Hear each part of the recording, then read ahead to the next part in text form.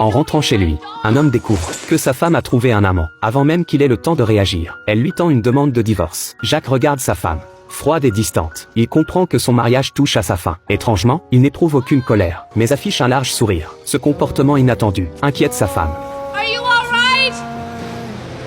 La demande de divorce entre ses mains lui redonne une nouvelle vie. Jacques est un ancien soldat. Quelques jours plus tôt, il rentrait chez lui en train. Les bagages d'une femme dégringolent du porte-bagages. Jacques s'empresse de lui venir en aide. À cet instant, le train fait une brusque secousse et les projette l'un contre l'autre. Sorry.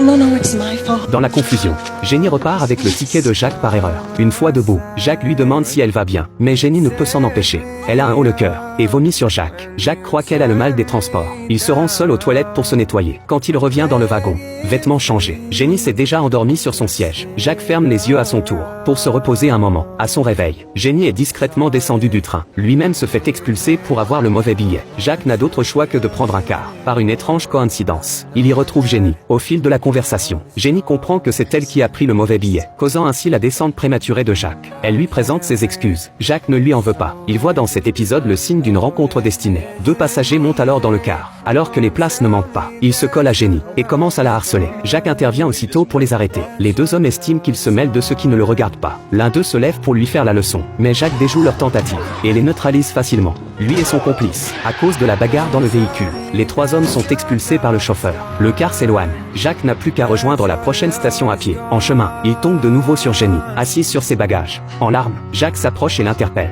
Il lui demande pourquoi elle est seule là. Jenny lui explique qu'elle est déjà à destination. Sa maison est tout près d'ici, mais elle se retrouve dans une situation terrible. Elle est enceinte hors mariage. Son petit ami l'a abandonnée sans remords. Son père, homme de tradition, accorde plus de prix à l'honneur familial qu'à la vie elle-même. S'il venait à l'apprendre, elle serait perdue. Jacques réconforte Jenny. Il propose de se faire passer pour son mari et de l'accompagner chez elle. De rester une journée puis de partir, en laissant derrière lui un mot l'annonçant comme l'avoir quitté. Ainsi son père ne pourrait pas lui en vouloir. Jenny n'a d'autre espoir que de s'en remettre à Jacques.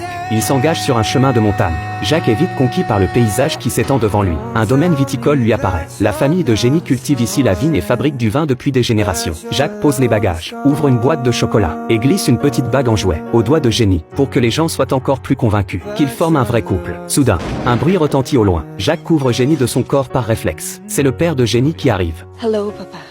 Who's this? My husband.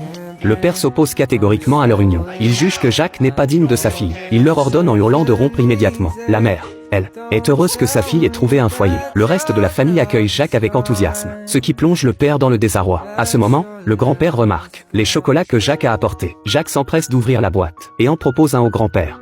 It's wonderful. It's wonderful. L'atmosphère solennelle se dissipe dans le rire du grand-père. Pour fêter l'arrivée de Jacques, toute la famille se met sur son 31 le soir et lui prépare un dîner. Jenny a au préalable mis Jacques dans la confidence, en brodant une belle histoire d'amour à leur sujet. Pourtant le père reste hostile envers lui. Apprenant que Jacques est orphelin, il redouble de mépris. Les paroles du père blessent l'amour-propre de Jacques. Il se lève et quitte la table. Le soir, la mère cède la chambre principale au couple et dépose une rose sur la table de nuit. C'est une tradition familiale, symbole d'un avenir heureux et épanoui pour les jeunes mariés. Une fois la mère partie, Jacques étale un matelas par terre. Selon leur accord, dès l'aube, Jacques s'en irait. Soudain des coups à la porte. Jenny fait signe à Jacques de vite regagner le lit. C'est la mère qui a envoyé le père leur souhaiter bonne nuit, bien qu'à contre-cœur. Pour le bonheur futur de sa fille, il est venu quand même. Après son départ, ils décident de ne plus dormir séparément. Pour ne pas éveiller les soupçons, leurs regards se croisent. L'atmosphère devient trouble. Heureusement la raison l'emporte. Chacun garde ses pensées pour lui, et ils s'endorment dos à dos. Au milieu de la nuit, une cloche retentit avec urgence, brisant le silence du domaine. La température a chuté brusquement, et le gel menace les vignes. Si rien n'est fait rapidement, le domaine risque des pertes considérables.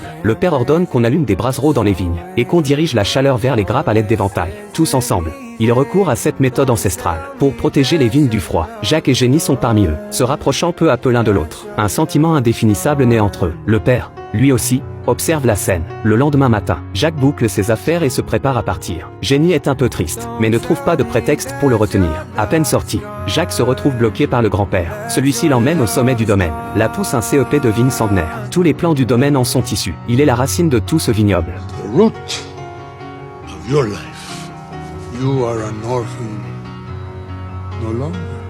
Ces mots touchent Jacques au cœur. Il décide de rester pour aider à la vendange. En voyant Jacques revenir, les yeux de Jenny s'illuminent de joie. Jacques, sans expérience, ne sait pas tailler la vigne. Jenny lui montre comment faire. Il prend vite le coup de main. Une grappe tombe à terre. Le père arrive et la ramasse, souffle dessus pour enlever la terre, et la repose dans la caisse, comme pour avertir Jacques d'être plus soigneux. Jacques gagne en assurance. Une rivalité amicale s'installe entre eux. Ils se lancent un défi à la vitesse et à la quantité. Jenny les regarde en souriant. Le père prend rapidement de l'avance et remplit sa caisse en premier, mais la caisse trop pleine. 2 grappes tombent au sol. Jacques imite alors le père, souffle sur les grappes pour enlever la terre, et les remet dans la caisse. À cet instant, un sourire d'approbation se dessine sur le visage du père. Après la cueillette, on verse les raisins dans des cuves de fermentation, selon la tradition du domaine. Les femmes mariées entrent pieds nus pour les fouler. C'est une coutume perpétuée depuis des siècles, dit-on. Le vin issu de ce foulage a un goût incomparablement plus doux et parfumé. Au son de chants joyeux, Jacques est soulevé et porté dans la cuve à son tour. C'est le vœu le plus sincère que la famille puisse leur offrir. Au moment où il s'apprête à aller plus loin, Jacques reprend ses esprits à temps. Même s'il a des sentiments pour Jenny, ses obligations lui rappellent ses limites. Jacques sait qu'il ne peut rester. Il décide de partir au plus vite. Mais cette fois, c'est la grand-mère qui l'arrête. Elle remarque que l'uniforme militaire de Jacques sent mauvais et propose de le laver. De son côté, Jenny propose de conduire Jacques jusqu'au départ. Mais une vive douleur traverse soudain son ventre. Jacques accourt pour s'enquérir de sa santé. Jenny, consciente qu'ils n'ont pas d'avenir ensemble, ne veut plus entretenir d'illusions à son égard. Elle choisit de couper court. Jacques, la mine défaite, fourre son uniforme mouillé dans son sac. Mais le grand-père l'intercepte une nouvelle fois. Selon lui, cette querelle n'est qu'une banale dispute de couple. Pour aider Jacques à se faire pardonner par Jenny, le grand-père fait venir la fanfare du village et enseigne à Jacques une vieille chanson d'amour. Ensemble, ils se placent sous la fenêtre de Jenny. Jacques doit lui offrir ses excuses en chanson. Si Jenny allume sa lumière après l'avoir entendue, c'est qu'elle lui a pardonné. Accompagné par la fanfare, Jacques chante avec tout son cœur. Sa voix résonne dans chaque pièce du domaine. Même le père ne peut s'empêcher de murmurer. You've been too tough on me. Jenny est profondément émue par le chant de Jacques. Pourtant, elle n'allume pas la lumière. Un courant d'air froid s'engouffre alors. Jacques retrouve sa lucidité. Il sait qu'il a rencontré Jenny au mauvais moment. Il prend donc ses affaires et quitte le domaine. En traversant les vignes, Jacques ne peut s'empêcher de se retourner une dernière fois. Il voit alors la lumière de la chambre de Jenny s'allumer. Mais il choisit de continuer son chemin. Le lendemain, le village se rassemble pour célébrer la fête des vendanges annuelles. Jacques attend son bus à la station. Jenny l'aperçoit et s'avance lentement vers lui. Ils lèvent un verre ensemble au destin. Le père les rejoint à ce moment. Il présente son gendre à la foule et annonce son intention d'organiser un grand mariage pour sa fille, en invitant tous les habitants du village à venir. Jenny ne veut plus laisser son père dans l'erreur. Elle décide de tout lui révéler. Au moment de se séparer, Jacques remet une médaille à Jenny, en cadeau pour l'enfant à venir. Puis Jenny va trouver son père pour tout lui avouer. De son côté, Jacques monte dans une voiture en stop et s'endort sans s'en rendre compte. Il rêve de Jenny et du bébé qui va naître. À cet instant, il comprend enfin qu'il aime Jenny profondément. De retour chez lui, Jacques apprend la trahison de sa femme. Celle-ci ne l'aimait plus depuis longtemps, tenant en main la demande de divorce. Jacques ressent pourtant une joie immense. Il peut enfin aller chercher le bonheur qui lui revient. Jacques retourne au domaine, mais trouve le père ivre. Jacques sort la demande de divorce pour lui signifier son intention d'épouser Jenny. Le père croit alors qu'il s'est fait avoir par sa fille et lui. Il ne veut plus laisser sa fille être blessée une nouvelle fois, et se jette sur Jacques. Il attrape une lampe à pétrole qui traîne là, et la lance sur Jacques, qui prend feu par accident. Jacques se précipite pour étouffer les flammes, mais elles se propagent trop vite.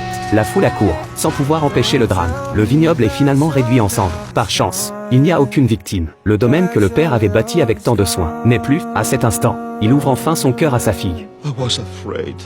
I was afraid of losing you. All of you. I didn't know any other way to love. Jenny serre son père dans ses bras, le cœur brisé. En regardant le grand-père à côté d'eux, Jacques semble avoir une idée. Il monte seul au sommet et arrache la souche ancestrale de la vigne de toutes ses forces. Le père entaille une tige et découvre à l'intérieur une couleur verte pleine de vie, signe que le vignoble peut renaître. Jacques obtient enfin la bénédiction du père. Il passe une bague au doigt de Jenny. En cet instant, les deux êtres qui s'aiment se retrouvent enfin réunis. L'histoire s'arrête ici. Likez et abonnez-vous. Le prochain épisode sera encore plus captivant.